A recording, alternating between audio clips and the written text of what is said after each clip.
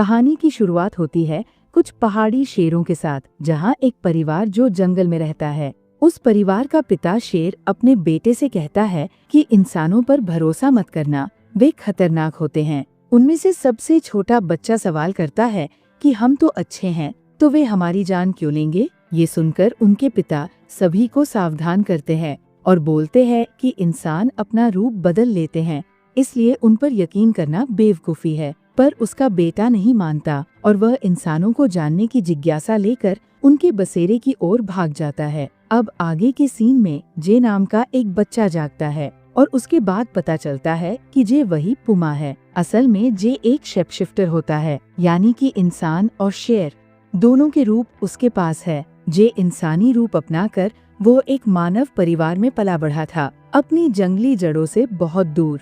वो परिवार उसे अपना बेटा मानता है, पर जे को अपना असली परिवार याद आता रहता है और उसे लगता है कि उसकी शेर बनने की ताकत कम हो रही है। एक दिन खबर आती है कि कुछ परिंदों ने एक प्लेन पर हमला किया है और इंसानों पर भी जानवरों के कई हमले पहले भी हुए थे। इसलिए जे और उसके परिवार परेशान होते हैं। इसलिए उसके फैमिली को अगले दिन जे को नया स्कूल छोड़ने जाना पड़ता है। रास्ते में जे कुछ भेड़ियों को फैक्ट्री की ओर जाते देखता है, जिसे देखकर उसे कुछ गलत होने का महसूस होता है। अब स्कूल में आने के बाद उसे पता चलता है कि यहाँ सारे बच्चे शेपशिफ्टर हैं, लेकिन हेड को पहले से ही पता होता है कि जे एक पहाड़ी शेर है। वहाँ पर सब उसे स्वागत करते हैं, लेकिन एक शेपशिफ्टर जिसका नाम जेफ्री होता है, जो कि वो एक भेड़िया होता है, वो जे को पसंद नहीं करता, क्योंकि जेफ्री पहले इस स्कूल में अकेले राज करता था और सभी उससे डरते थे। लेकिन अब एक शेर आ गया था, उसे जगह छीनने का डर होता है। उन दोनों में कई बार झगड़ा होता है, पर रुकवा दिया जाता है। यहाँ स्कूल के मालिक एंड्रू भी एक शेपशिफ्टर होता है। वह जे को खास समझता है। जे बताता है कि बचपन में वह इंसानों के पास आ गया और तब से शेर बनना भूल गया है। अब एंड्रू उसे ट्रेन करने की कोशिश करता है। इस स्कूल में जे का रूममेट एक गिलहरी लड़की और एक बाइसन होता है।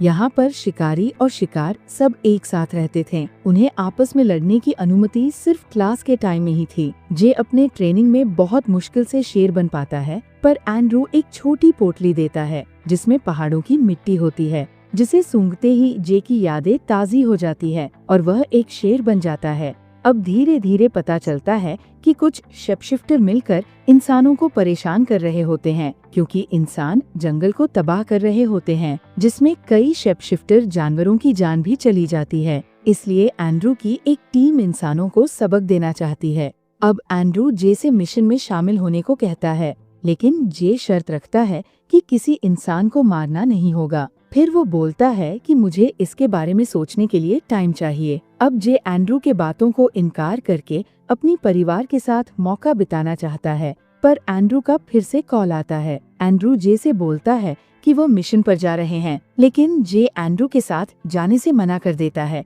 जिससे एंड्रू नाराज हो जाता है। उसके बाद जे अकेले ही जंगल में घूमने के लिए निकल पड़ता है, लेकिन उसी समय उसके पीछे शिकारी पड़ जाते हैं। लेकिन एक कौआ, जो कि वो भी एक शेपशिफ्टर होता है, वो जे को बचा लेता है। उसके बाद एंड्रू जे को बताता है कि जे के असली परिवार को भी शिकारियों ने ही मारा था। ये सुन के जे टूट जाता है और वो एंड्रू का साथ देने के लिए तैयार हो जाता है, लेकिन जे की शर्त वही रहती है कि किसी भी इंसान की जान नहीं लेनी है। अब मिशन के दौरान जे को पता लगता है कि उसकी फैमिली उसी जगह पर है जहाँ लकड़ियों से मशीनें नष्ट होंगी। अब उसे अंदाजा हो जाता है कि उसकी फैमिली सीधे मौत के खतरे में है। अब जे मिशन को रोकने को कहता है, पर कोई भी रुकने को तैयार नहीं होता। तभी जे के दोस्त मदद करने के लिए आ जाते हैं।